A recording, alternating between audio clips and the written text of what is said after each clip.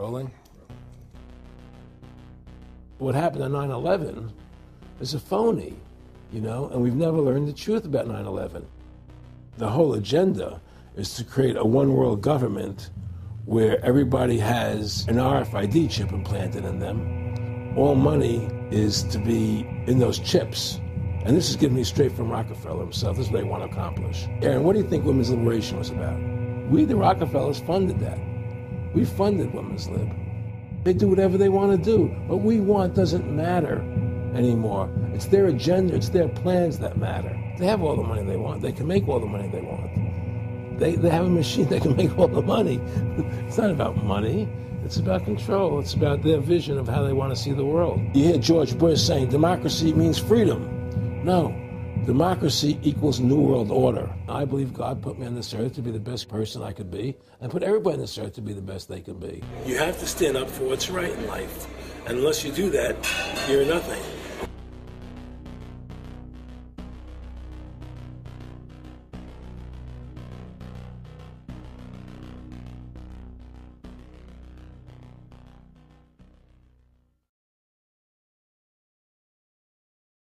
Award-winning filmmaker turned freedom fighter, Aaron Russo was an amazing individual.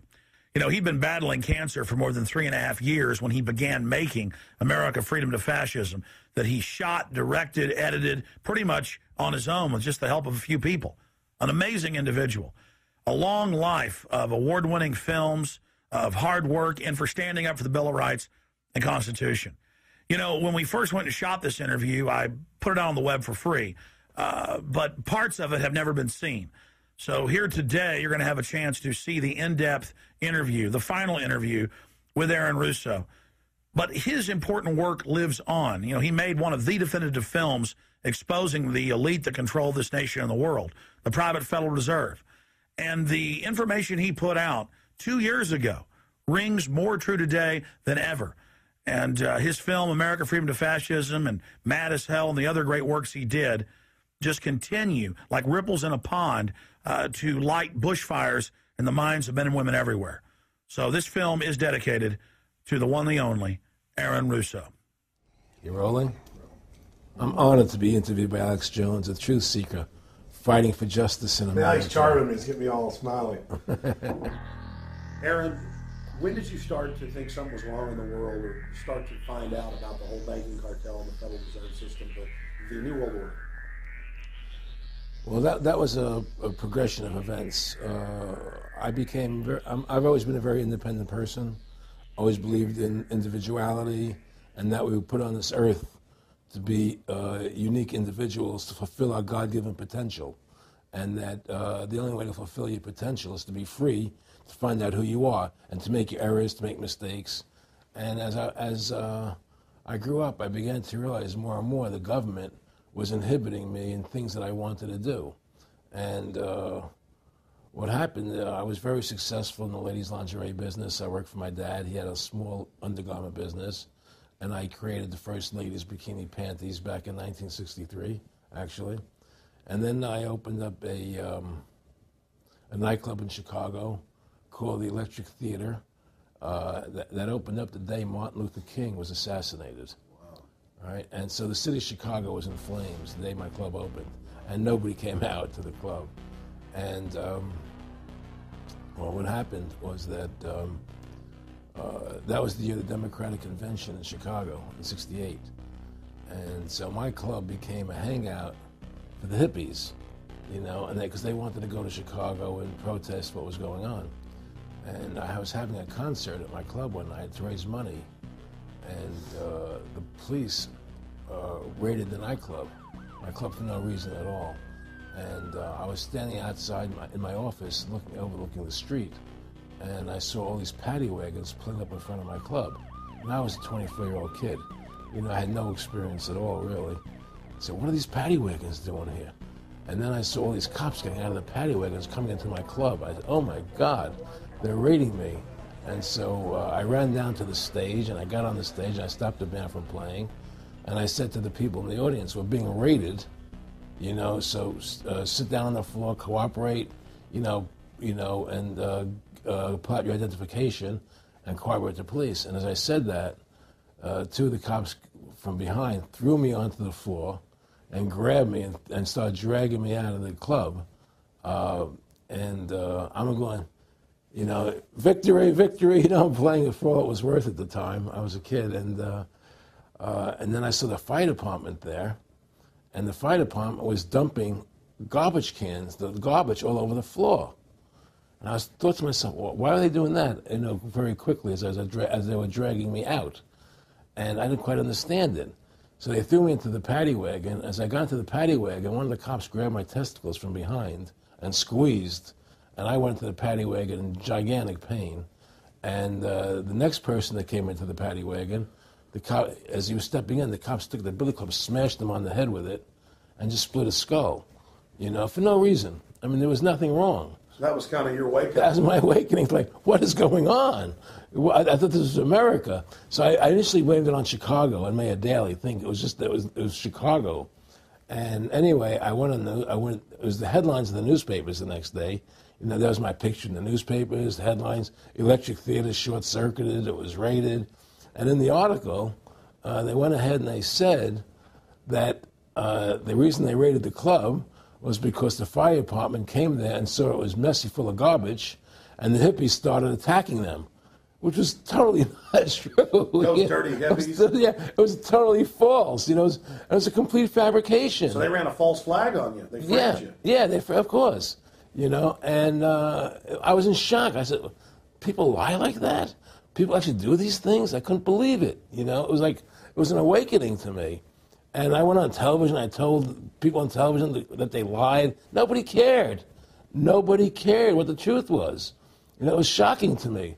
And then a week or 2 weeks later, I forget exactly what it was, two cops come to see me, a lieutenant and a sergeant, a captain and a sergeant. And they said, Mr. Russo, we're sorry if you got hurt that night at the club in the raid, but we're here to tell you that if you want to keep the club open, it's going to take $2,000 a month, and we're going to come see you once a month. And whenever we have to raid you, we're going to call you, you know, and we'll let you know we're going to come in tonight and raid you. This was mafia. Well, the police mafia, yeah. You know. And actually, it was actually more interesting that they said, listen, there's the A plan, there's the B plan, and there's the super deluxe plan. And this one, of course, each one will cost you that much money a month. Which one do you want? What was the super deluxe? That's the one I took. That was a $2,000 a month plan. And I took that plan, and I paid them $2,000 a month, and they left me alone. And whenever they were going to raid the club, they would come there, we're going to have a phony raid tonight, you know, just to look good for the people in the neighborhood, you know. So that was your first big education? That was my education into corruption in government, you know, but I really thought that was basically Chicago. I didn't realize it was the whole country was like that. And so that was my wake-up call, that people lie and cheat and steal. And I thought everybody was always honest and nice and decent, and I had no idea about any of these things. Well, what happened with me was that they finally one day they came to me, and they said, "Look, we can't take your money anymore." I said, "Why? What's up? What's going on?" They said, "We have to close your club. There's elections coming, and the aldermen in the neighborhood don't want you open anymore, so we can't take your money." So I had to go to court and fight them, and they were trying to close the club. And then one night there was a fire, and the club never reopened again. The club just closed, and that was the end of the club. And they burned me down, and that was the end of my experience. And then I moved back to New York, where I met Bette Midler, and I ran into her at a little nightclub she was playing called the Improv, and I thought she was fabulous. And through a series of events, I began managing her. And as soon as I started managing her, her career took off like a rocket. You know, it was just fortuitous, I guess. And we became very, very successful. And through managing Bette, I started producing shows on Broadway where I won the Tony, and I produced a television show where I won the Emmy with Dustin Hoffman and Bette, you know. And then I produced The Rose for her, where she got Academy Award nominations. And then that led me to producing Trading Places, which everybody knows. You know, I think it's the best Eddie Murphy movie. Well, it's a good one. I don't know if it's the best, but it's a really good one. And I'm very proud I made that movie. And so in my mind, I feel as if I've made a classic comedy in Trading Places. a classic musical in The Rose, and a classic documentary in Freedom to Fascism. So I'm very proud of my work that I've done as a filmmaker. Aaron, why do you do this? What's the philosophy of your life? What do you think life's all about? I think the importance of life is to like yourself. If you don't like yourself, nothing means anything. To like yourself means you have to respect yourself. To respect yourself means you have to take actions that you respect if somebody else did them. And what's the point of living if you don't like who you are? You can have all the money in the world, and if you look in the mirror and you don't like what you see there, what's the point of it? So to me, the most important thing is that I like who I am, and that I take actions that I would respect if somebody else did them. That you live a life of character, honesty, truthfulness, and I believe that a person has the ability to mold their character like a sculptor can mold a piece of clay. There's no saying that a leopard never changes its spots. I don't believe that. I believe people have the total ability to mold their character into what they choose to be in their life, what their ideals are. And that's what I try to do with my life. I am not the same person today as I was 30 years ago. I've changed a lot because I wanted to be something better than what I was before. And my philosophy is that you have to like yourself, you have to be a decent person with character and integrity and honor. And that's what's important. Back in the late 80s, I was a pretty big silver trader and gold trader. And I don't think I've ever told this story on tape before. I was a pretty big silver and gold trader. And I always paid my taxes, and I took what was a legal tax deduction on my silver trades. And a few years later, I think it was 88 or 89 or something, the IRS claimed that what I did, and other people did as well, was now illegal. We couldn't do it anymore. But they made it retroactive. I said, what do you mean retroactive? It was legal then. I did what was legal. I said, yeah, but it's now we're making it illegal retroactively. And that's not good. So you owe us $600,000 or $800,000. For what? It was legal. How could you make something retroactive? Change the law backwards in time. It makes no sense. Well, we're doing it. And so everybody said they can't do that. So we went to court, a class action lawsuit. And the judge agreed with the IRS and said they could do it retroactively. And that's when I knew that there was something wrong in America with the IRS and the system here, Aaron, you were telling me this story last night, and before you even finished saying, in the late 80s, a tax law, I said retroactive. And I knew that because they literally ruined my dad, but he paid. He didn't know. He still thought this was America. And it was legal tax law, what you're supposed to do. They said retroactively you owe, and with not just retroactive, but they said you also have penalties and interest. That's right. So how do you have penalties and interest on something when they retroactively change the law? Well, first of all, they can't retroactively. How can you do anything retroactively? Penalties and interest are a farce. The whole thing, because they do whatever they want to do. And that's when I realized America is not America. It's not the land that I was taught it was.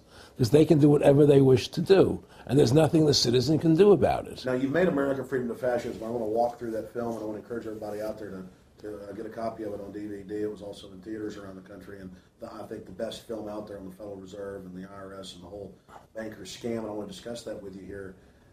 But I wanted to go back a little bit to the point that we discussed last night, where you don't advise people to not pay. And I do the same thing. People say, well, wait, you're saying it's a scam, but you're saying go ahead and pay it. And I like the way you summed it up. Well, it's really fairly simple. I mean, since making that movie, many people come to me and ask me whether they should pay their income taxes or not, and I never advise people not to pay. And the reason I tell them, I said, look, I've done a lot of research. The Supreme Court has ruled that the IRS has no authority. The 16th Amendment did not give the IRS the authority to tax your labor and your wages. That's a fact. All right, the Supreme Court is the law of the land, and the IRS does not trump the Supreme Court. However, that being the case, the fact is, if the mafia would come to you and say, we want $2,000 a month or we're going to hurt you, I would not advise you not to pay them, because you may get hurt by not paying them. Whether it's legal or not doesn't necessarily matter. You're going to get hurt if you don't. It's the same thing with the IRS. They can hurt you. They can put you in jail. They can torture you. So if you don't pay them, you may get hurt. So I never advise people not to pay. You know, I tell people, yeah, pay your taxes. Look what happened to Congressman Hansen. Yeah, Congressman Hansen's a great example. Pay your taxes. But you know what? Shut down the Federal Reserve System, and eventually you won't have to pay those taxes anymore. See, the IRS is a symptom of the problem. The real problem is the banking industry and the bankers in this country. That's where the real problem lies. That's the root of our problem. That's why we've lost America, okay? So, yeah, pay your taxes, because if you don't pay them, you might get hurt. And I've heard all the arguments, you know, what tax protesters say and so on and so forth. And I don't call them tax protesters. I call them the tax honesty movement, because they're being honest, you know, at least. But the fact of the matter is, you're being forced, you're being compelled to pay it because you're facing jail sentences, you're facing time, you're facing corruption of the courts if you don't pay, right? And so you pay it, because you just like you'd pay the mafia. But with the mafia, at least you have the government to call and try and help you to get past the mafia, to protect you. Here you have nobody to protect you. The American people are living in a matrix. They don't understand the truth of how things are working in this country, you know. And let me give you an example of what I'm talking about. The very fact is that if you ask 100 people on the street, what kind of government is America supposed to be? 99% of them will tell you a democracy. America is supposed to be a democracy. But that's a lie. That's an illusion. The word democracy is not written into the Constitution at one time. It's not in the Bill of Rights. It's not in the Declaration of Independence. The Founding Fathers hated the idea of a democracy. They thought it was the worst form of government there is. And I agree with them, because in a democracy, 51% of the people control 49% of the people. If you're part of the 49%, you're not free. America was founded as a constitutional republic. And in that constitutional republic that we have, 99% of the people can't take away the rights of 1%. You have your rights because you were born with them. You have God-given human rights that nobody can take away from you. The government, the majority, no matter who they are, I can't take away your rights. And that's what our founding fathers gave us. But the psychological operations that they do to us, they make us believe that we're a democracy and that majority rules, you see? And they want you to believe that. Because then they tell you this poll says this many want this and this many want that and this many want this, and it doesn't have anything to do with anything. Well, Hitler was elected. Hitler was elected. Hitler did everything legally. And in a constitutional republic, a minority is protected against a majority. Wasn't it Benjamin Franklin, to paraphrase, that said democracy is two wolves and a sheep voting on what's for dinner? Exactly. And then he also said, in a republic, the sheep would have a gun to protect himself. You know, and that's the truth. America's not a democracy, but you ask the most intelligent people what form of government America is supposed to be, they'll say democracy. Because that's what they've been brainwashed. They've been psyoped into believing that. They believe that we're in Iraq. They believe we're in Iraq to promote democracy. The word democracy, you hear George Bush saying democracy means freedom. No, democracy equals New World Order. Democracy equals slavery. The word democracy is not synonymous with freedom. It's the opposite of freedom. Democracy is the worst form of government you can have because it's majority rule. And the government can tell you exactly what they want to tell you to do because the majority wants it. I don't care what the majority wants. I live my life as I choose. And if I don't commit violence, theft, or fraud against another human being, I can live my life as I wish. That's my choice.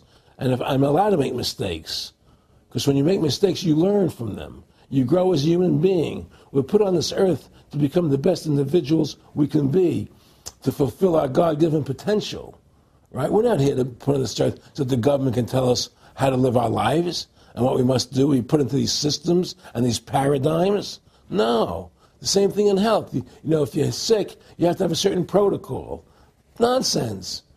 You know, be individuals, think for yourself, have critical thinking, you know. And so what's happened is that because they've taught everybody that we're a democracy, which is not true, now, so then in 1913, they bring the Federal Reserve System into being, right? And now you have this Federal Reserve System, which then in 1913 got the right to create money for the government, when before that the government created its own money. Now the government, when it needed money, had to borrow it from this private bank called the Federal Reserve, which is a private bank owned by individuals, incorporated in Delaware. And so what happens is now the government borrows money from them to fund the government. Then the government says, well, we have to pay these people interest. How are we going to pay them interest? Let's impose a tax on the labor of the American people, which never existed before, to pay the interest to the bankers. In fact, in 1980, Ronald Reagan said not one red cent of your income tax money goes to run the country. It all goes to the Federal Reserve. Well, it was the Grace Commission report that said that not one nickel goes to the infrastructure of the country. I guess Reagan quoted that too. Right. And so, but the point I'm trying to make is that by creating this Federal Reserve System, the government now became dependent on these private banks for money. And they started taxing us, you see. And so now what happens is that in 35, I believe it was, Social Security started. And they gave Social Security cards, said not to be used for identification, the Social Security number right on the card, right? And through Social Security, they started deducting money out of your paycheck. That was the first time they were ever could take money out of your paycheck, because people agreed to it because they thought it was going to their retirement fund. And so then when they instituted the income tax again, they started taking money out of your paycheck because Social Security could do it. And then they could do it again.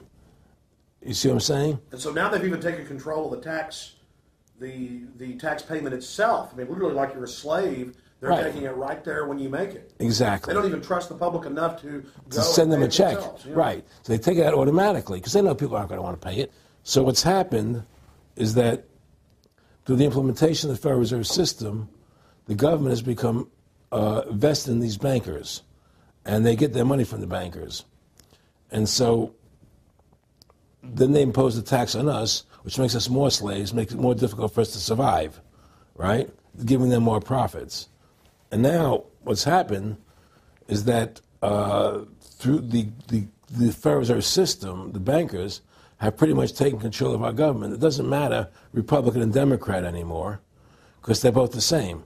Neither one of them are talking about shutting down the Federal Reserve System or stopping the payment of taxes, or any of the big issues that face Americans, right? So I had a friend, Nick Rockefeller, okay, who was one of the Rockefeller family, and he, when I was running for governor in Nevada, he came to me, introduced himself to me through an attorney, and we became friends. We started talking about things, and I learned an awful lot from Mr. Rockefeller. And one of the things that we used to talk about was the ultimate plan of the banking industry, what they wanted to accomplish. And the goals of the banking industry, not just the Federal Reserve System, but the private banks in Germany and England, all over Italy, all over the world, they all work together. They're all central banks.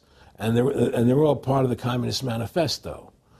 Central banking is one of the major planks of the Communist Manifesto. We talk about America being a capitalistic country, but yet at the same time we have a central bank that plans everything for us, right? And the graduated income tax is another plank of the Communist Manifesto, right? So right there you have two major planks of the Communist Manifesto that have been brought in because of the Federal Reserve System, okay?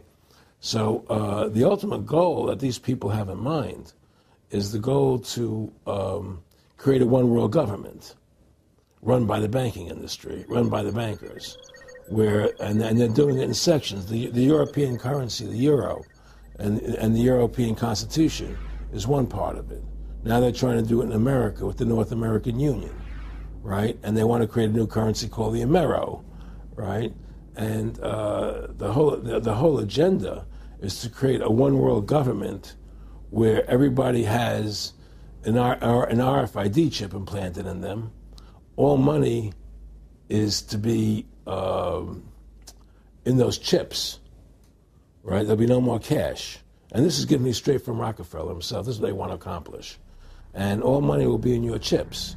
And so instead of having cash, anytime you have money in your chip, they can take out whatever they want to take out whenever they want to. If they say you owe us this much money in taxes, they just deduct it out of your chip digitally. Total control. Total control. And if you're like me or you, and you're protesting what they're doing, they can just turn off your chip. And you have nothing. You can't buy food. You can't do anything. It's total control of the people. And that chip's connected to a database that has your purchasing records, what you do, what everything. you sell. Everything is in there, you know? And so they want a one world government controlled by them, everybody being chipped, all your money in those chips, and they control the chips, and they control people. And you become a slave. You become a serf to these people. That's their goal. That's their intentions. More than a decade ago, I began getting secret government documents, and we published them, where the feds were training the local police and the military that gun owners, conservatives, people that made frequent references to the U.S. Constitution were terrorists. That's a quote. But in 2009, it broke into the national media when we received the secret MIAC report from a state police officer. And that was in the state of Missouri, but the feds had written it, demonizing Ron Paul, people that wanted to end the Federal Reserve, people that wanted liberty and freedom. And now more secret reports have been released, like the Department of Homeland Security report, which the feds admit they wrote, that says returning veterans are the number one terror threat in America, that gun owners are part of that number one threat, that people buying ammo are the number one threat. Think about this. You have these private bankers overthrowing the United States, and they're secretly training the police that gun owners and patriots and veterans are the number one threat. So they're saying the American people that follow the Constitution and Bill of Rights that will actually stand up against this tyranny are terrorists, because they are the terrorists. They are the criminals coming in with a corporate takeover, a hijacking of the nation. Eric, can you be specific about when you met Rockefeller, how it happened in these discussions? I met Rockefeller through a female attorney I knew who called me up one day and said, one of the Rockefellers would like to meet you. I had made a video called Mad as Hell, and he'd seen the video and wanted to meet me and knew I was running for governor of Nevada. So sure, I'd love to meet him.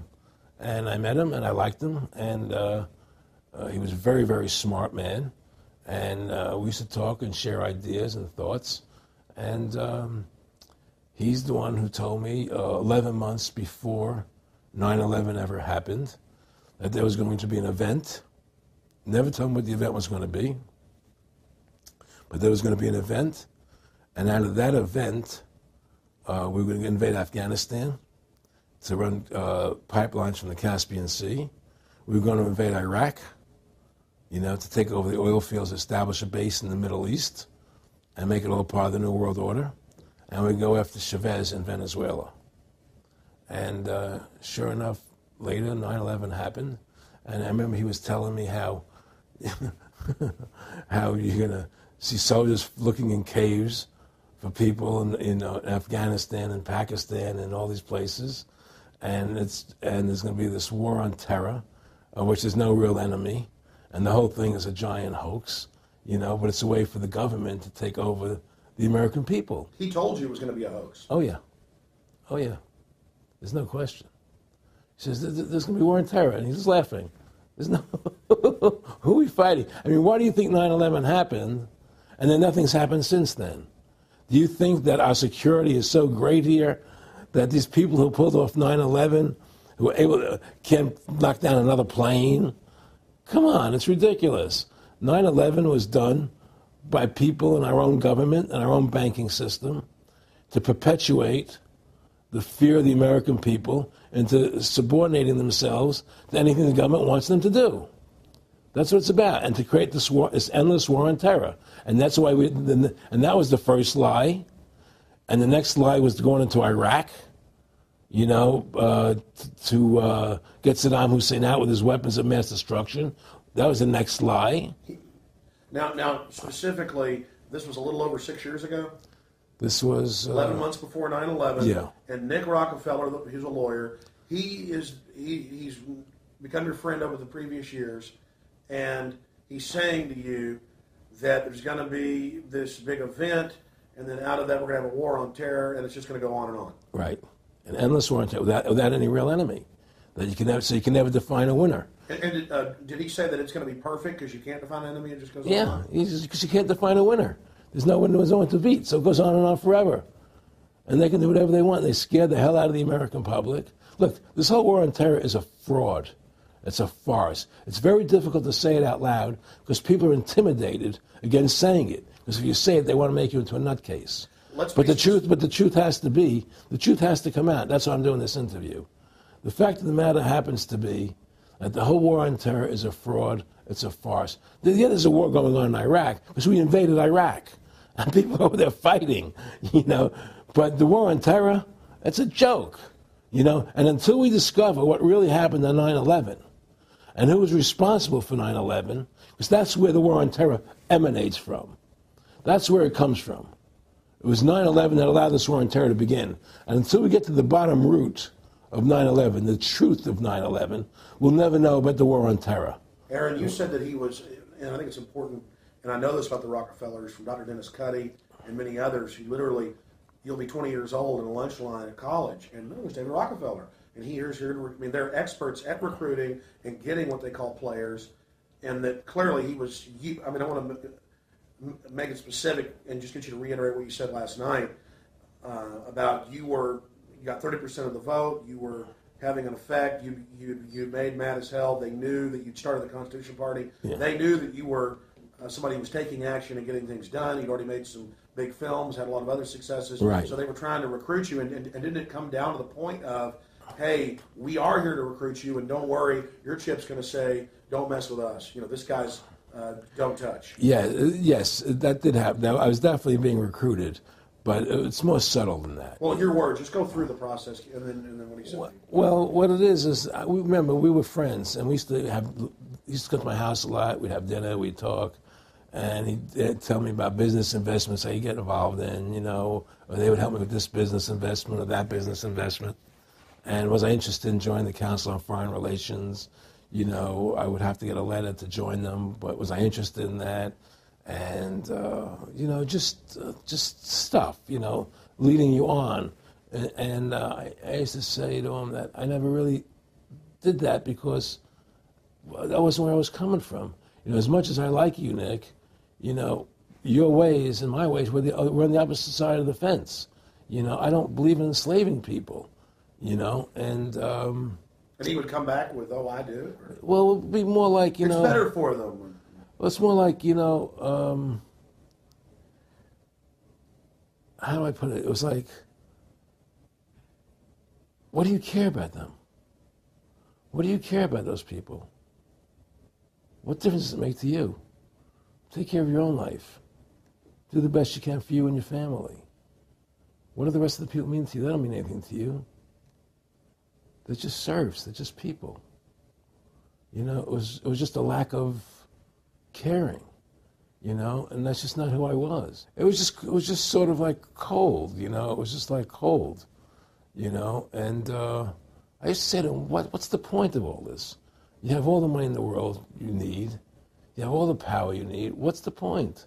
You know, what's the end goal? And he said the end goal is to get everybody chipped, to control the whole society. To have the bankers, the elite people, you know, the bankers and some governor controlling the world. And I said, all the people in the Council on Foreign Relations believe this way you do? He said, no. You know, most of them believe they're doing the right thing. A lot of them believe it's better off being socialistic. You know, we have to convince people that socialism is really capitalism. Because America's becoming a socialist country. It's a communist country today. And here we are years later after Aaron Russo points out that this is not a capitalist or free market country, but is really socialist. In fact, here's the cover of Newsweek. We are all socialists now. But this isn't the socialism the public thinks it is, where the government robs from the rich to give to the poor. Actually, it's always the big banks, the elites throughout history that fund socialism. They want to use the middle class's money to basically domesticate the working class and expand the size of government so it can basically, in the end game, eradicate the middle class and have a giant submass of uneducated slaves who have no chance of ever rebelling against the tyranny, and a tiny elite in control of it all. And that is the very nature of this New World Order system. They are using big government to strangle competition, to take control of the people, to break up the family, to basically set up a global plantation or neo-feudalist state? Well, one of the things they told me was that he was at the house one night, and we were talking, and he started laughing. He said, "Aaron, what do you think women's liberation was about?" And I said, I had pretty conventional thinking about it at that point. I said, I think it's about women having the right to work, getting equal pay with men, just like they won the right to vote, you know? And he started to laugh. He said, "You're an idiot." And I said, "Why am I an idiot?" He said, let me tell you what that was about. We, the Rockefellers, funded that. We funded women's lib, you know? And we're the ones who got all over the newspapers and television, the Rockefeller Foundation. He says, "And you want to know why?" He says, "There were two primary reasons." And they were, one reason was we couldn't tax half the population before women's lib. And the second reason was, now we get the kids in school at an early age. We can indoctrinate the kids how to think. It breaks up the family. The kids start looking at the state as the family, as the school, as the officials, as their family, not as the parents teaching them. And so those are the two primary reasons for women's lib, which I thought up to that point was a noble thing. You know, when I saw their intentions behind it, where they were coming from when they created it, the thought of it, I saw the evil behind what I thought was a noble venture. Aaron, did you know that Gloria Steinem, in one of her own books, now admits the CIA funded Miss Magazine? No, I had no idea about that. No, I never heard that. Yeah, we're going to... CIA funded Miss Magazine? Funded Miss Magazine with the stated goal of taxing women and breaking up the family. No kidding. I never heard that. Well, Nick told me. I mean, I know it, but not because I know the CIA was involved in it. Well, Gloria Steinem was proud of it. Oh, the CIA wanted to help women. No kidding. So they funded it, yeah. And of course, it's divide and conquer. Right, and of course. What they do is they focus in, obviously, on real problems. Women were getting shafted in many ways, but the elite wasn't planning to help them. They were planning to really shaft them and take men away from them. Look at what they did with black families. You only had about 10% illegitimacy 50 years ago in black communities, and now it's over 90%. And look at welfare. You were going to give you some money, but you can't have a man in the house. Right. And so that was further to degrade the family. Totally destroyed. And now illegitimacy is over 50% in the general population. Right. Well, see, the whole thing is these people control the money, so they make all the rules. You understand? And they put whatever rules they want into effect. And the truth is, America has really become a socialist, communistic country. And everybody says it's a capitalistic country. It's not a capitalistic country. You know, how could it be capitalistic when you have a central bank? That's the first. It can't be. You know, it's a planned economy.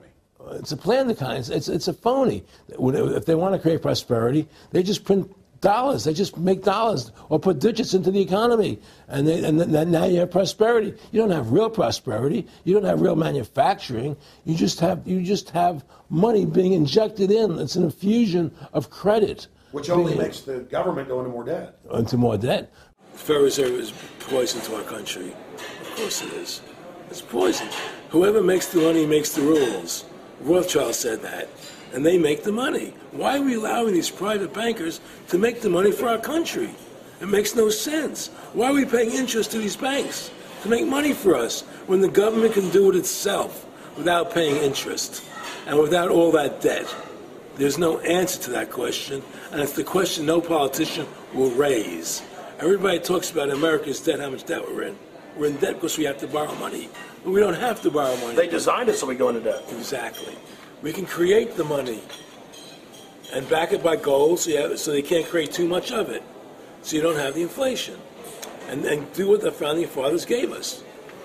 But instead, the bankers make the money, they control the government, they buy the politicians, they tell us who gets into office. You have computer voting, that's a fraud.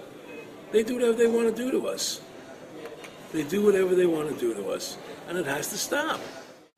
My friendship with Nick Rockefeller was one where we expressed ideas to each other and thoughts and philosophies, and he wanted me to become part of what they were doing, and for me to become a member of the CFR, and offered various business opportunities for me to get involved in, and for me to not take up the fight or the battle that I've been taking up in the past. You know, to drop that idea, because what was the point of my fighting for the people?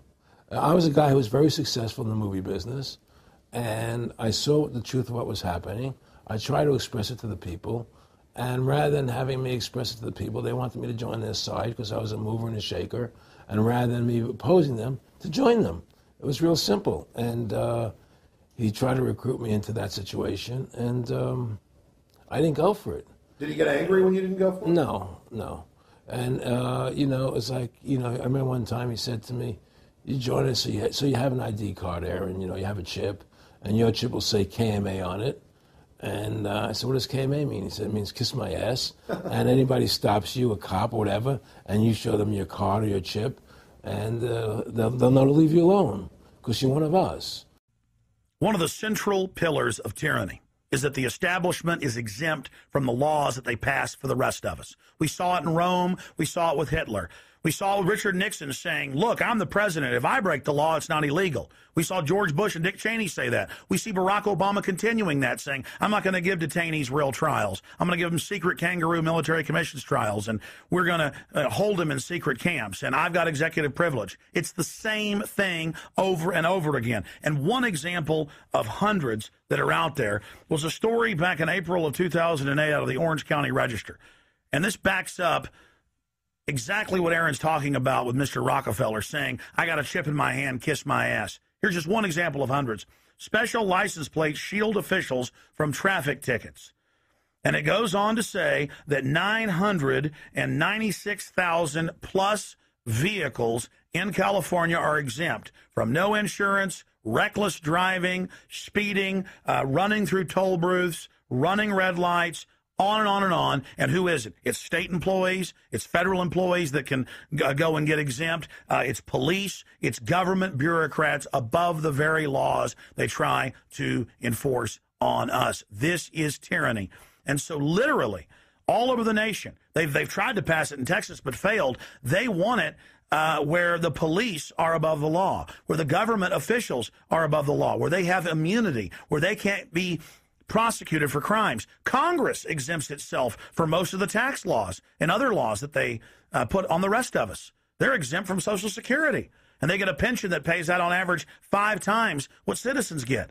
Again, it's already happening. So the chip in the hand and saying they're above the law under the guise of national security, that's what the 1947 National Security Act and now this whole Homeland Security system is all about. Why are you fighting for the people for? What is that about?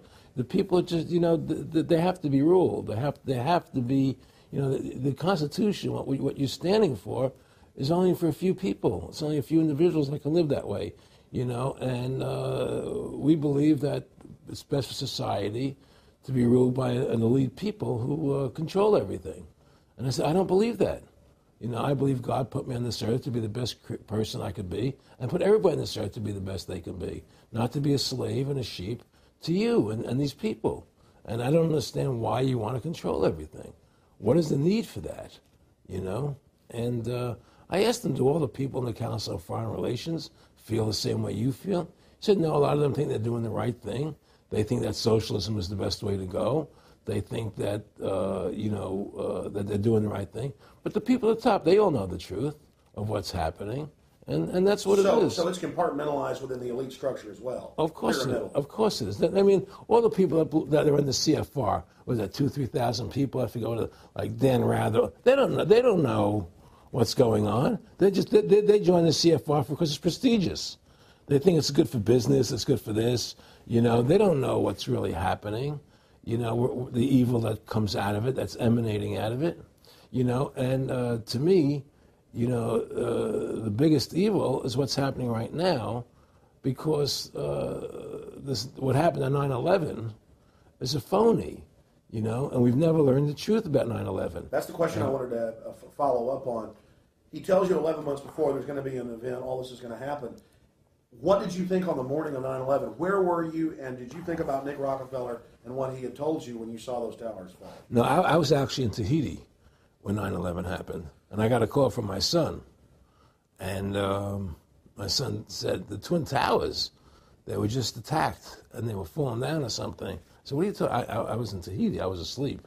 And he said, yeah, they were hit by a plane, da-da-da-da. And so where I lived, where I was in Tahiti, there was no television, so I had to run the other side of the island to a hotel where they had, and it was all on television, you know, and that's when I first saw the stuff on TV about it. And I didn't immediately equate it to Nick, you know, but when I realized that we're going to go into Afghanistan, Iraq, and as that developed, I realized what it was.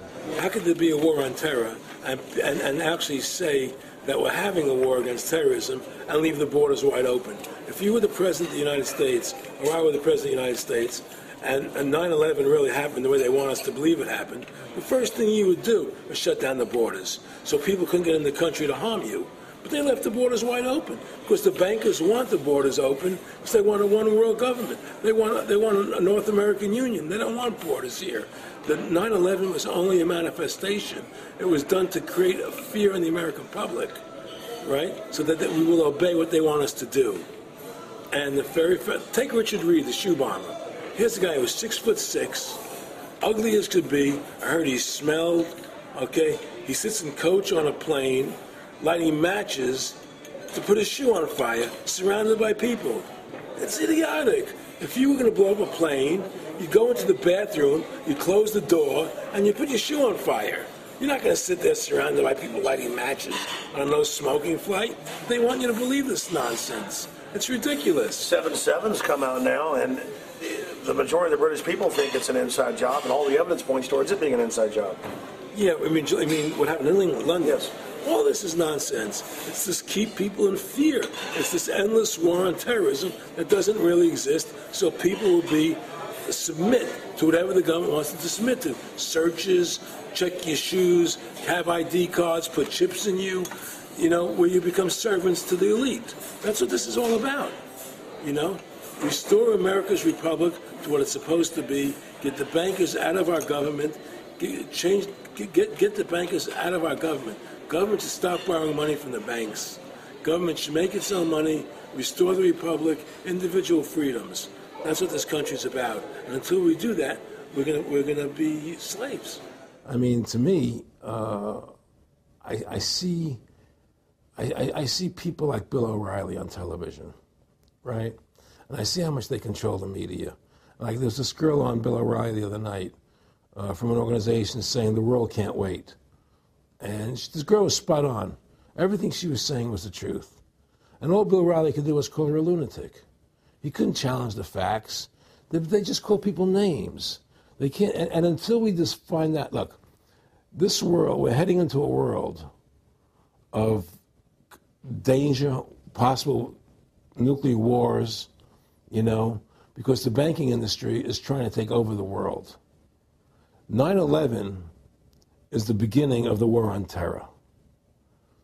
That war on terror is leading us into Iraq, which is the next lie. So you had the lie of 9/11, how that happened. Nobody knows how Building 7 came down. Okay, we know 9/11 was a fraud. The American people don't know it, but more and more of them are believing it. Okay, so that was the first lie. Besides the inception, I'm not going back to the inception of the Federal Reserve, that original lie. But 9/11 was the first lie in this present state we're in. 9/11 is the kickoff of the war against the American people and the people of the world. 9/11 was a phony. It's a fraud. It didn't happen the way they told us it happened. Now, because of 9/11, we then had the authority to go into Afghanistan and Iraq. Iraq didn't have weapons of mass destruction. Okay? So that was the next lie. Now they're talking about going into Iran. Now, how would you feel if you were Iran and you had this big, powerful country, America, go into your next-door neighbor, take over their oil fields, right? Wouldn't you be worried that what they were going to do to you? Of course you're going to be worried. But the people of America don't think about it from Iran's point of view. They think about it from our point of view. So now we're going to send more troops into Iraq and keep building up because they want Iraq and the Middle East to become part of the New World Order. And Iraq was using, Saddam wanted to start using euros instead of dollars, right? He was messing up their whole consumption. Iran wants to start using euros instead of dollars. They have. Okay? So I'm saying what they're trying to do is preserve their power. And one lie leads to the next lie, leads to the next lie. And until you get to the root cause of 9/11, which is supposedly the war on terror, we'll never solve our problems here. Should we send more troops into Iraq? Should we not send more troops into Iraq? Well, the truth is, The fact is that it all goes back to this war on terror. Where did 9/11 come from? That's the root cause of everything. And until we have a full investigation, find out why Building 7 fell down, why they shipped all the steel out of America so quickly, from the buildings, why all the things that don't make any sense about 9/11, until we find out why it really happened, we'll never understand why there's a war on terror. And we'll never be able to prove that the war on terror is a phony. Nick and I discussed many things. One of the things we discussed, or he brought up in conversation, was reducing world population, and felt that there were too many people in the world. In a way, I agree, there are too many people in the world, but I don't think I have the authority to say who's going to die and who's not going to die, But they felt that they wanted to reduce world population, and he felt that it should be reduced by half. He even mentioned to me once they were having a real problem trying to solve the Israel-Palestinian problem. And he talked to me once about they were playing with the idea of bringing Israel to Arizona, and taking all the people from Israel and giving everybody $1 million and setting up Israel in the state of Arizona. Unbelievable. To end that problem, because that's a problem that they're not in charge of, in a sense. They're not controlling that problem. They're very arrogant. They can do whatever they want to do. We've given these people the authority to create money out of thin air, and through that device, they control everything. And if you want to win the battle to stop that, you have to deny them the ability to create money. It's only because they can make money that they have all this power. They literally have the money machines. They have the money machines. They can print it. They can do whatever they want to do. They own everything. Aaron, we take over pretty quick. If we were the guys that issued the money, everybody had to come give us real assets for the use of this money we just printed up. People. I tell people, why in the world does the American government borrow money from the banks when they have the ability to create it themselves without borrowing it and paying interest on it? Why? And nobody can answer that question. Not one politician ever raises that. Why does the American government borrow money when they can create it without paying interest? Well, we did create it up until 1913. And so people say, well, because if the American government does it, it'll create inflation. That's the answer. I say, well, let's look at it. The American government has the Federal Reserve do it, which creates the same inflation as if they did it. But also with the inflation, now you're getting massive debt. So with the Federal Reserve, you have inflation and debt. Now, if the American government made the money, backed by gold, which limited the amount they could make, you wouldn't have debt and you wouldn't have inflation. But inflation was only about 50% from the 1780s, I've looked it up, until the late 1800s. And then we have the central banks already trying to cause some panics, which they then used to push the Federal Reserve. And if we look at inflation since 1913 into 2007, it's exponential. In fact, a dollar is worth about 2 pennies what it was worth in 1913. Former Federal Reserve Chairman Alan Greenspan doubled the money supply from 2000 to 2006.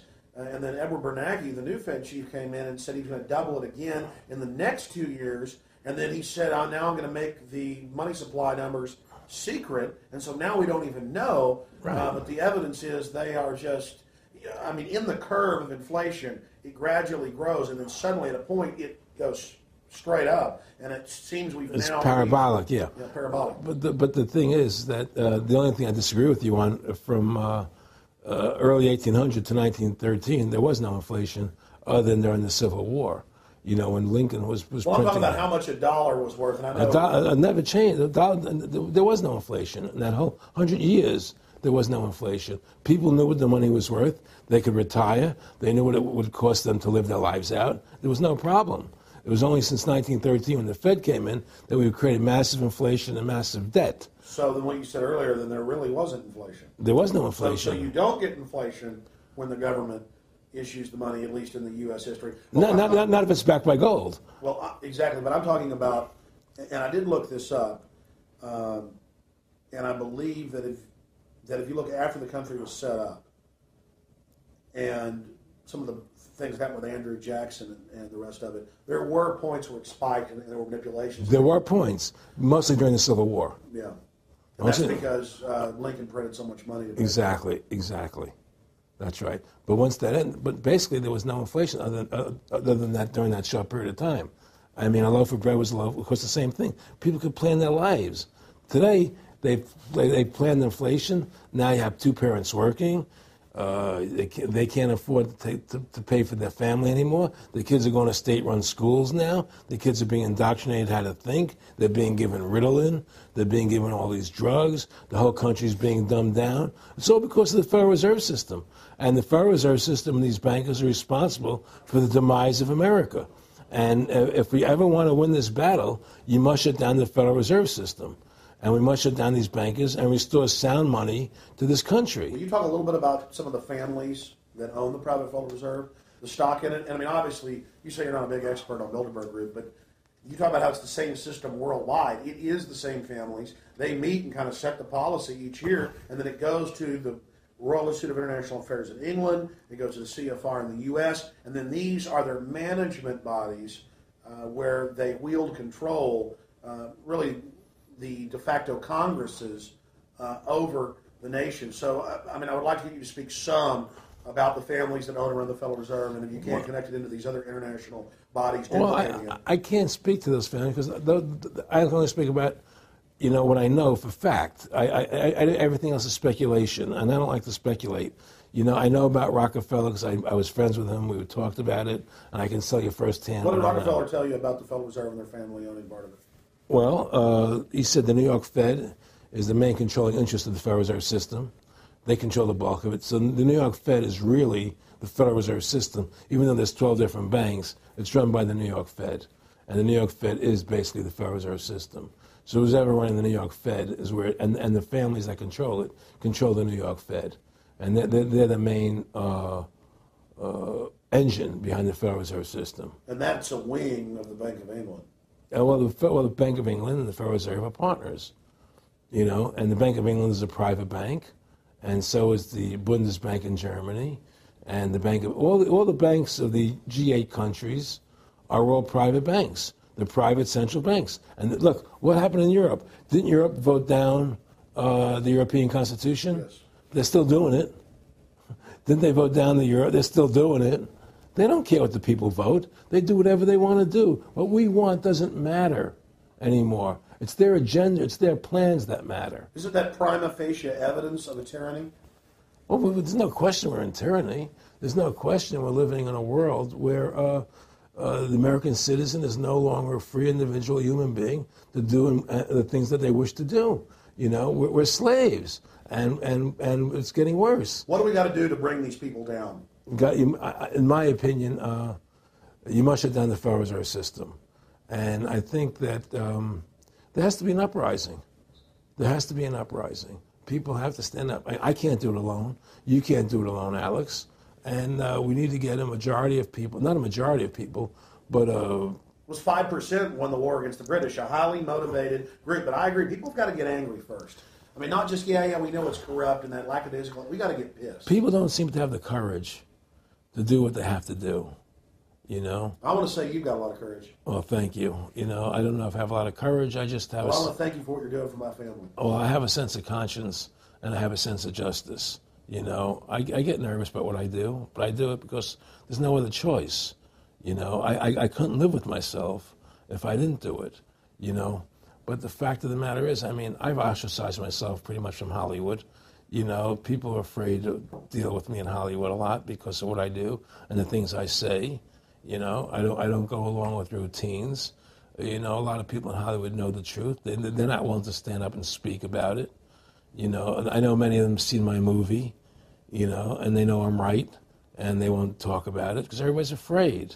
Everybody's afraid because they think that this money they get, these Federal Reserve notes, are really money, and they think they have a comfortable lifestyle, and they're afraid to change. They're afraid to stand up for what's right.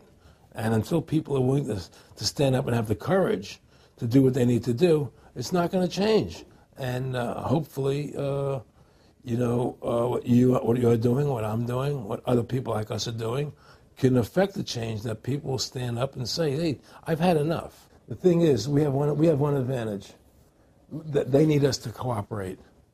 See, if we don't cooperate with them, they can't win. And so they always need our cooperation to go along with their programs. So they try to sell us. Right. They try to sell us. Democracy, this majority says this, believe in this, do that. The war on terror, we got to be scared. They're always trying to do things to sell us so that we'll go along with them. And once we learn not to cooperate with them, then we win the game. And that's the point. Don't cooperate with them. Don't go along with the program anymore. Stop it. Join forces. You and I should run for president and vice president and take over this country and bring freedom back to this country. That's what it takes. Two people like you and I, statesmen who believe in freedom, who believe in Thomas Jefferson and the Constitution and the founding fathers to make this country whole again.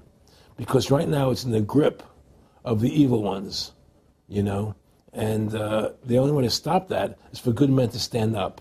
Was Edmund Burke said, evil can only thrive when good men do nothing? Yes. Right? We got to do something. That's what it is, Silence is golden, but when it comes to your freedom, it's yellow. We have to stop being scared. We have to stand up and do what's necessary to take back, to stop these bankers, these elite, this government full of lies, congressmen full of liars, People destroying our borders, creating a government. I mean, imagine this. Here you are in America, and they're combining America, Canada, and Mexico into one country, the North American Union, and the American people don't know anything about it. It's not even in the press. They'd rather talk about Rosie O'Donnell and Donald Trump calling each other names than discussing the fact that we're merging into one country.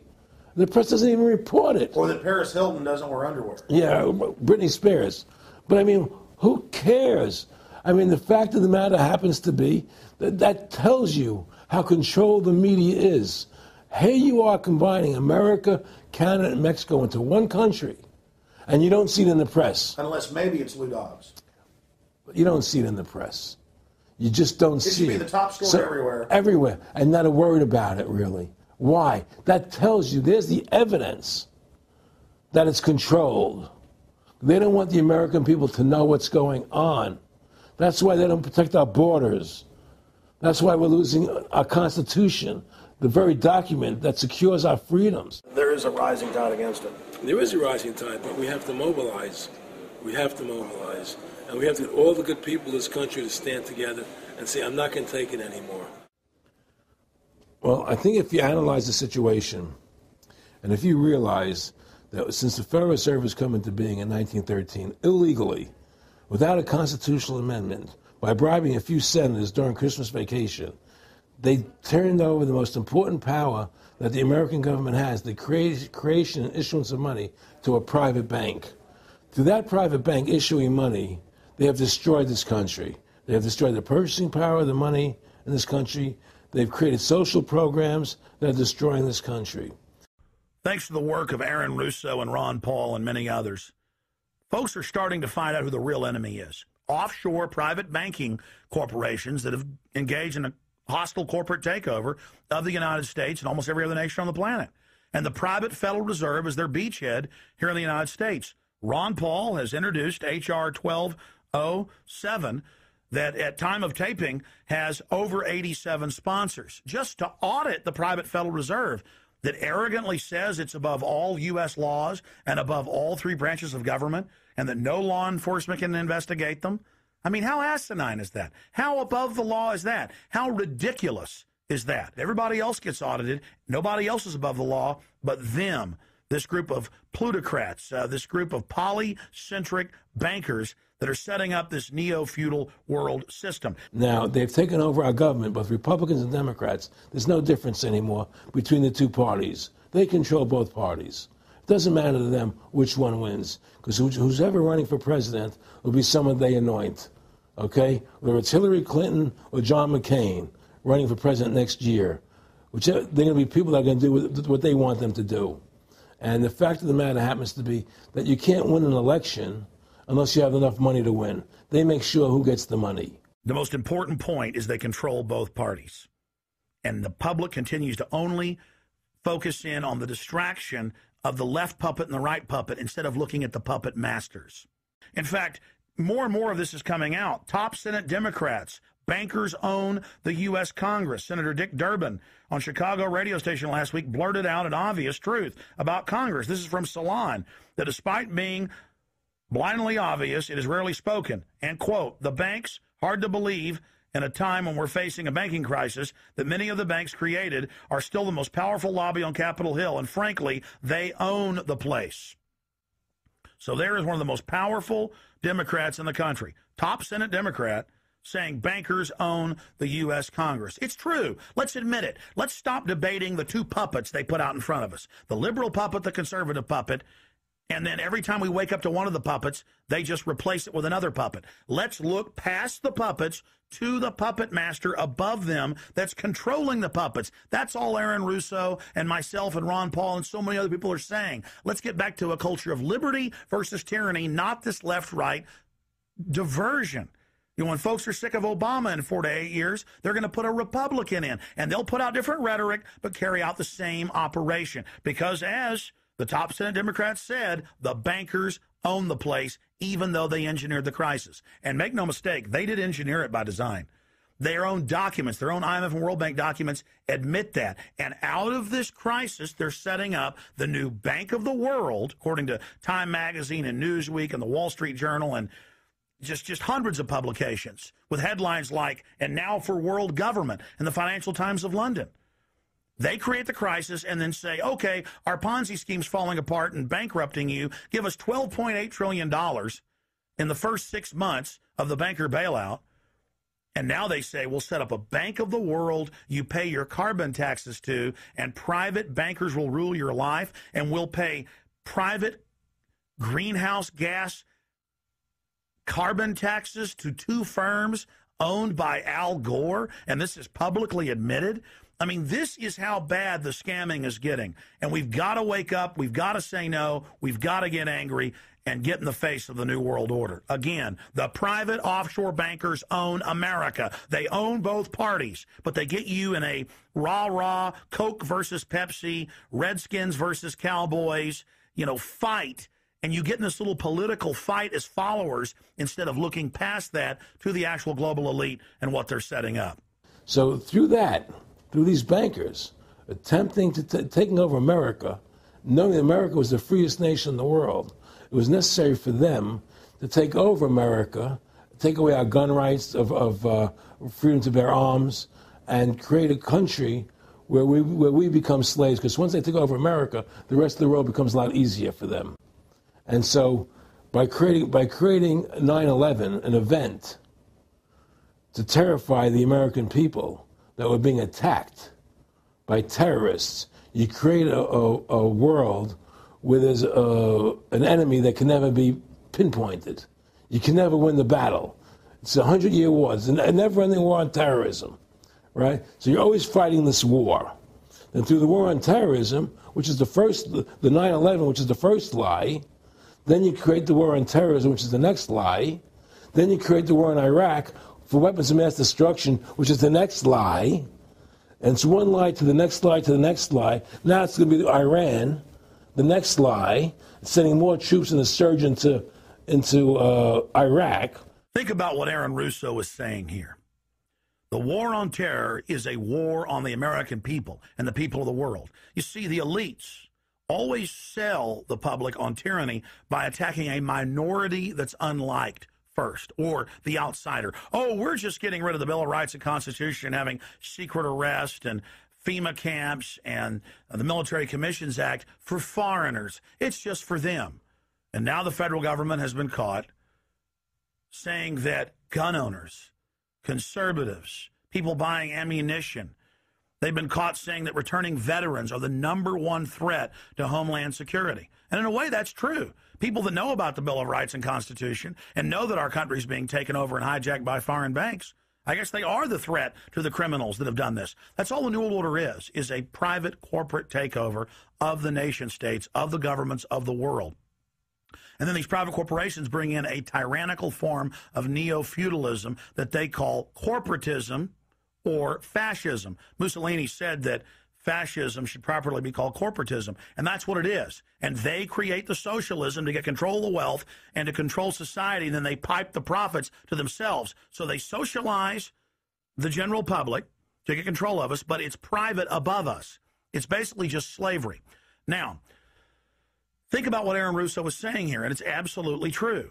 This is a war on the American people. They build Homeland Security, they build the police state in the name of fighting foreign enemies, and then they flip it all around to use it against the American people and the MIAC reports and the DHS reports and the rest of it. This whole thing was set up for the people, and Aaron Russo nailed it. It's just one thing leading to the other, and it's always with the event. It's always in the point of taking over more countries, more dominance. You know, making sure the American dollar, making sure the G8 stays in control of everything, and what they want to do is to control the American people, control the people of the world, put RFID chips in everybody, so everybody's a slave to these central banks. Did you ever talk to Nick Rockefeller after he told you all this and then 9/11 took place? No. But he did. He told me that you're going to see men running around caves looking for Osama bin Laden. You know, you're going to see men looking for, these guys, and they're going to be, He told you it was all going to be bull. It's a phony. The whole thing is a fake. It's a fraud. Was he laughing, or was he just coldly saying this? No, it was more laughing. Cynical. Laughing. It's more like, look how stupid everybody is. Look how stupid everybody. We can do whatever we want to do. Well, it is ridiculous. It's like with al-Zakari. They claim they killed him like 14 times. And then they never said, well, we didn't kill him last time, but we killed him this time. They never even now they're like practicing being ridiculous. Well, what about bin Laden being in the American hospital, getting kidney help? Yeah. Right? In the American hospital, right? They could, if they wanted Osama bin Laden, they could have gotten him. Oh, yeah.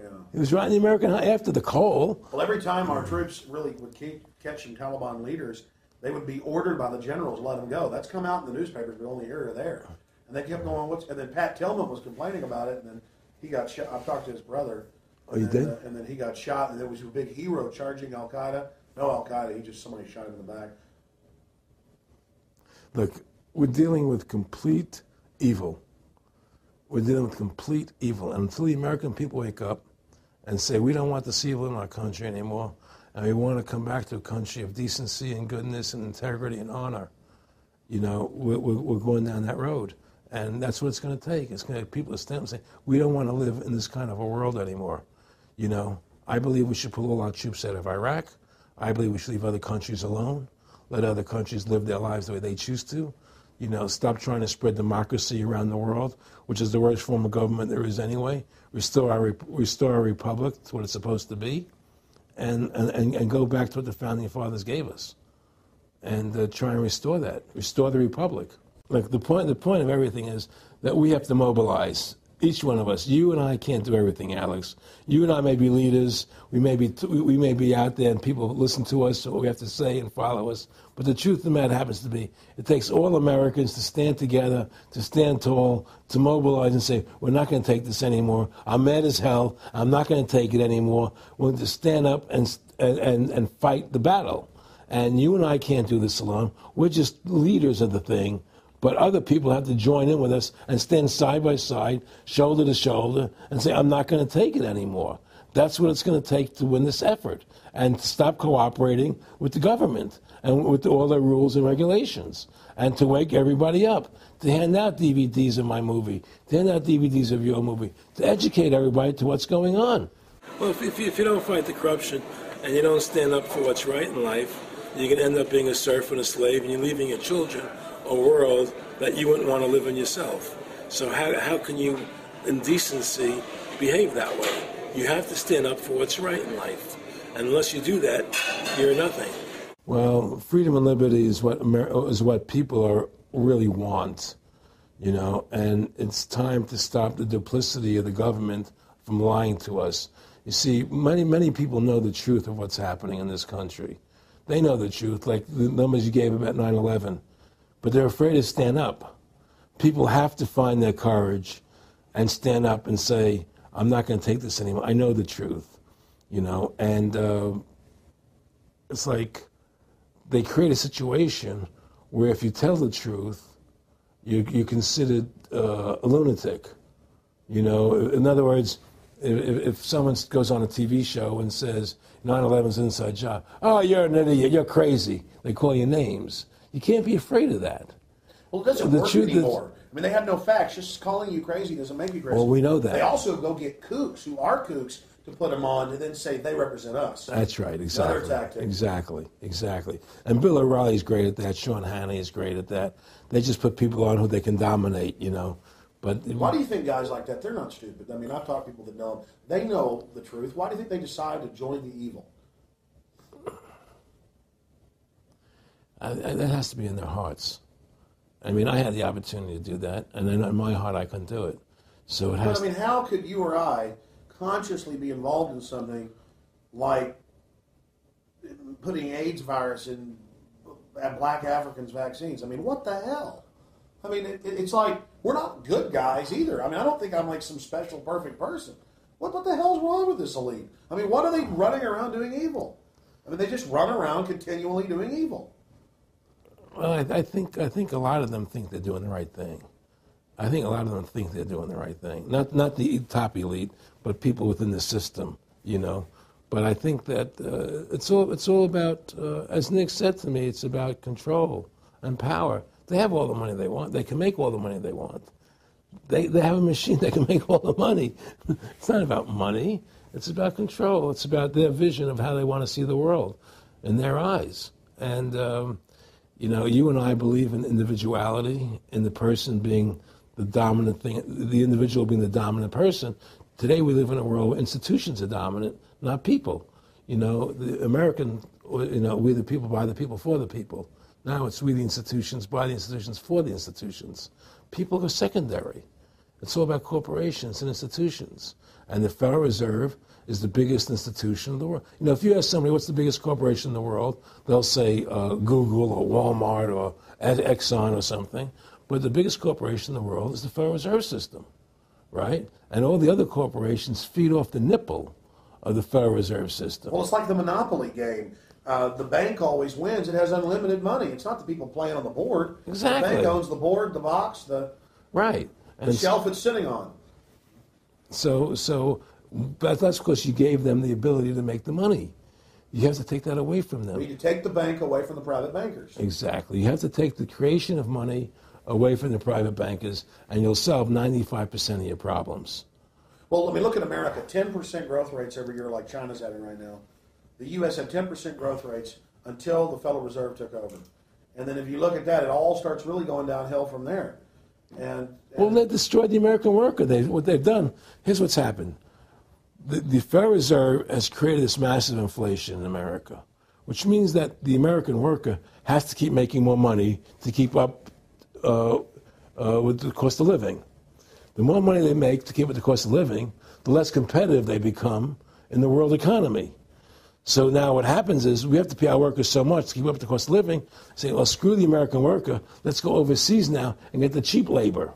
But really, that's a war being waged against the middle class. Of course the bankers print the money. Really, this is a war being waged against the middle class. The bankers print the money. Everything they're doing is about destroying any private pools of wealth or independence. Yeah, but what I'm trying to say is because of the inflation that they've created, they've now allowed other countries to outcompete us. You see, because other countries don't have to pay as much money as we have to pay here to our workers to survive. Yes. So now we're not competitive anymore. So we've lost our manufacturing base. We've lost our competitive. In the old days, the American worker, you wanted to buy everything American. You wouldn't buy anything from Japan, which was cheap crap. And what does that leave us? It leaves America this military force, and so the elite's giving us a deal. We'll continue to build up your military and give you homeland security jobs, shift your economy over to being the bulldog enforcer of the New World Order. Exactly. You can either do, and by controlling the economy, they force everybody into that position. That's exactly correct. That's exactly correct. And there's no more manufacturing here. We're a service economy. We do nothing. We provide nothing. We provide nothing to the rest of the world anymore. Well, first of all, Freedom to Fascism is a movie that everybody should see, because we show the fraud of the income tax. We show how judges put people in jail for no reason. We show the corruption of the justice system, and we show how the Federal Reserve came into being and how it's controlling society, and how all the central banks of the world are working together through the Bank of International Settlements in Switzerland, which is the central bank for all the central banks, and how they all work together to create this one world government, the one world order, which is what they're trying to do. So Freedom of Fascism is a movie just to get you a good basic education about how the world is really working. And I really want everybody to see that movie, critical. In terms of the CFR, in terms of compartmentalization, I mean, there are many good people, I believe, that are part of these organizations who don't even understand what the organization's really about. People like when I was in Germany doing cancer treatment, there was a gentleman there who was visiting a friend of his who had cancer. And he was a member of the CFR. And we were talking. And I showed him the movie. He said, "Oh my God, I'm going to resign. I had no idea this is what the CFR was about." He had no idea. He was just a nice guy who thought he was in this prestigious organization. Yeah, a lot of it's about getting good people, and so you can watch them. Keep your friends close, your enemies close. Well, no, it wasn't even that. It was, a lot of people join the CFR because they think it's a prestigious organization. It'll help them in business, make good business contacts. They didn't have an understanding that the CFR is really about world domination, about how they and the Trilateral Commission, the Bilderbergers all work together, with the banks to control the people. A lot of them don't understand that. They don't see the big picture. Oh, it's CFR, it's a prestigious organization. I'll make this one, I'll make that one. I can do good business deals out of it. It's just business to them.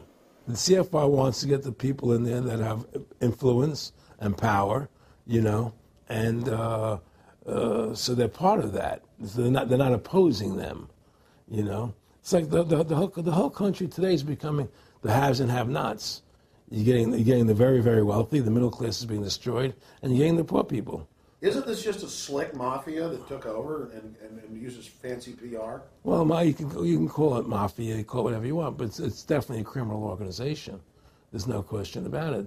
But it's a criminal organization that has prestige, that appears to have what's the word I'm looking for? Class, style. It's like, respected. It's respected. People don't look at it as being a criminal organization. That's what a great job they've done. People look at Alan Greenspan as being a hero. The maestro.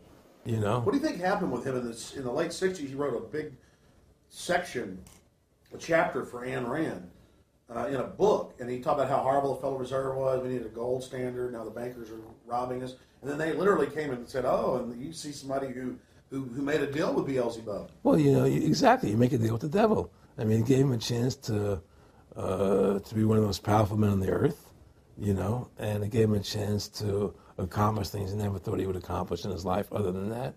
And it's very seductive. It's a very attractive perfume.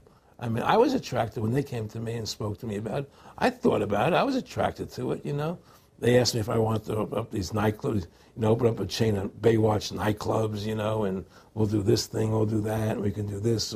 I mean, all these things were proposed to me, business ventures. But you know what it is? It was your nature, though. It's the way you are. You couldn't take the deal.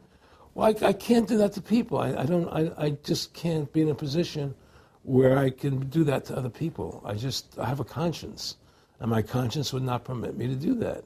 People say I'm very courageous. I don't think I'm courageous. I think I have a conscience, and my conscience doesn't allow me to do that to people. It makes me feel sick. I just don't believe in it. No, I agree. When I do bad things, I feel bad. When I do good things, I feel good. Yeah, exactly. I feel the same way, and I mean, I don't know what's going to come out. I mean, I don't have that much money, but I've got some money, and it's like, what more do I need? I can go on a trip if I want. I can help pay for my kids to go to school and have my wife, comfortable. I mean, how do I go out and screw people so I can have some more junk? Well, money's a funny thing. I was talking to Michael Eisner one day, and I said to Michael, you may have $1 billion, Michael, but they're all dollars. If the dollar goes bad, how much money are you going to have? you know. And that's the thing, you know, everything is denominated in dollars. Everybody thinks in terms of dollars, but the dollar has no value. And then someday it's you know, everything returns to the mean. Well, really, the whole universe, financial universe we live in, is a matrix fraud. Yes, it is. And that's why it's going to come crashing at some point. And they're going to try and hold it up as long as they can. I mean, whenever they want to manipulate the markets, they can. If they want to send the price to go down lower, they can. If they want to send the stock market up, they can. They do that. There's no more free markets. You don't live in a society where free markets rule anymore. You don't live in a capitalistic society. You know? But meanwhile, they say it's capitalistic and free market all day, when really they're waging war financially and politically. Exactly right. Aaron Russo, I want to thank you for this interview. Anything else you want to add? No, I'm happy to do it for you. How about your website?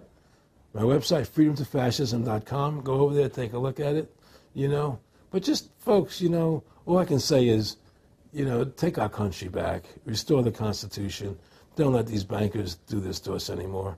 Stand up, don't be afraid of them, and do what you got to do, you know. And I have plans in the works, and when I get over my problems, you know, we'll reveal them, you know. And well, I'll be supportive of that. Thank you, Alex. And listen, you've done a great job alerting people to the truth. And don't. In other words, don't be afraid to be ridiculed by these people. You know, if 9/11 was a phony, and I know it was, then stand up and say it's a phony. Don't be scared to tell the truth. Don't allow their their powers of trying to make you look silly to frighten you. What do you think of what Charlie Sheen did? I love what Charlie Sheen did. I was so respectful of what he did. I just applauded him. People saw right through that attack. They flipped a light switch when they went after him. Yeah, but they don't. You see, the thing is that more people don't come out and do it. You know, to build that wave. Charlie did it. I'm really proud of the guy. David Lynch did. But the media was smart and didn't bite this time. Right. I mean, a few people have, but they're not picking up on it because they control the media. James Brolin did on The View. I heard that as well. But again, they're not picking up. Barbara Walters looked like she's about to have a heart attack. But they don't pick up on it. You see, they don't allow it to go anywhere.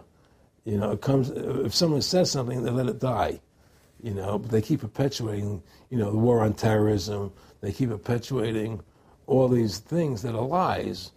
And because we've given the Federal Reserve the money-making power, they control the media, they control the government, and they're all in bed together. So you're fighting all this propaganda all the time, and it's a very difficult fight. Americans, mobilize. Stand together, stand tall. Tell the government you're mad as hell. No longer cooperate with the government. Do not accept the national ID card. Do everything in your power to restore freedom and your individuality back to America. Stop being a country run by the institutions for the institutions. Let's go back to we the people, by the people, for the people, as opposed to we the institution, by the institution, for the institution. Stand up for your individual rights. Stand up for the godliness that's in each and every one of us. Thank you for watching this historic interview with Aaron Russo. Please don't just stand down after watching this film. Research the private Federal Reserve for yourself. Realize it is the main head on the Hydra that we have to go after. Realize that we can fight the political parties all day, but until we go after the heart, the root of the problem, nothing's going to get better. We have this ruling class of private bankers that issue all this fiat currency, and they have committed unbelievable crimes and have the audacity to claim that they're above the law. Ladies and gentlemen, now more than ever, we don't have a choice. It's us or them. Either the New World Order is removed from power, or the world faces more wars, more tyranny, and a nightmarish police state carried out by these eugenicists. So in the memory of Aaron Russo and every other freedom lover out there in history, and for the future of our children and the species, humanity itself, let's call for grand jury investigations of the private Federal Reserve. Let's arrest the bankers. Let's kick these foreign corporate criminals out of our country and get our constitutional republic back. Let's stop being distracted and diverted by the liberal and conservative puppets they stick up in our faces on television. Let's look past the front men to the actual architects of the New World Order and bring them to justice. There's no way these arrogant bastards can get away with this if we expose them and speak out against them. And more, it's coming out even in the mainstream media that they are a pack of criminals who are above the law and who have hijacked our nation. But they're only above the law in our minds. We have to expose them as the criminals they are and bring them to justice. Look in the mirror. You are the solution. Take action and join the ranks of folks like Aaron Russo, Ron Paul, and so many others. God bless you all, and thank you for watching this presentation. Now spread the word about the true enemy of the people in the Fed, in the New World Order, in the hegemony of private central bankers.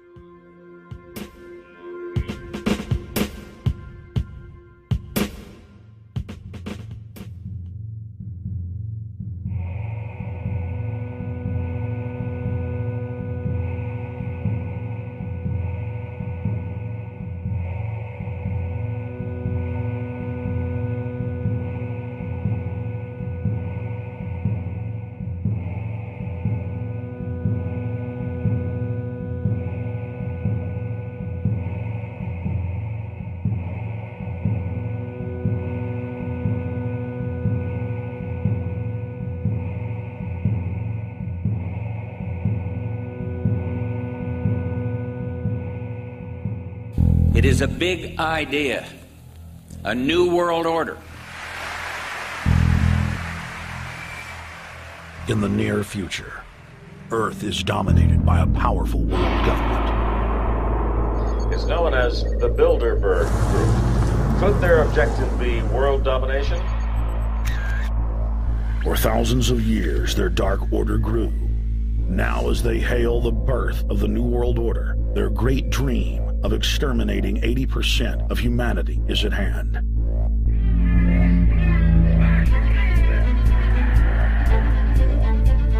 For the first time in history, the elite's plan for world government is blown wide open. You will learn the secret that drives the entire New World Order agenda. Bilderberg is making great progress toward a world government, and only an educated, informed public can stop them in their tracks. Alex, it's Chalabi, eh? For the first time, all the pieces have been put together. The dots have been connected, and the picture is crystal clear. Earth's ruling elite believe they have discovered the fountain of youth. But before they can attain it, 80% of us must die. A psychopathic technocracy is establishing world government so there can be no escape from their plan.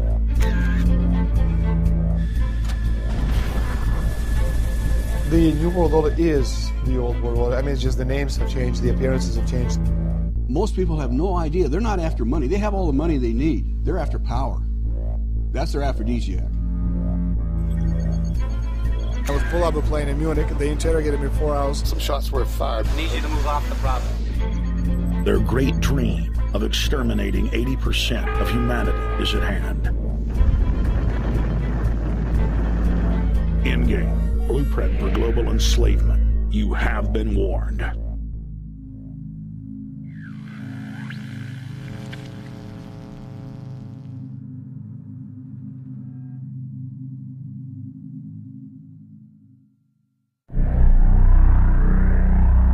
Obama is notoriously a liar. We need to go to where the real architecture of government is, and it's not in a president. Wall Street has hijacked Washington in broad daylight.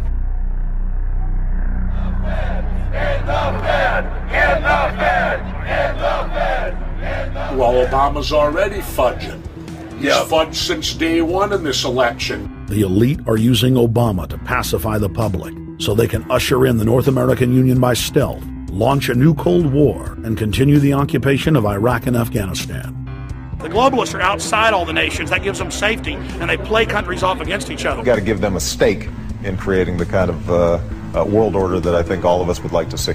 Partnership and cooperation among nations is not a choice. It is the only way. What they're doing is using the existence of the United States to act out their Wall Street fantasies of world domination and maintaining their capital structures and maintaining their system of looting. The fight that this country has been waging since its inception is for the central bankers not to take over the country. President Barack Obama is only the tool of a larger agenda.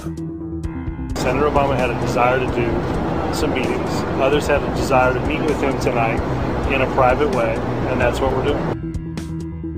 Presidential candidate Barack Obama was publicly criticizing the North American Free Trade Agreement in a bid for votes, but privately telling Canadian officials not to worry about it.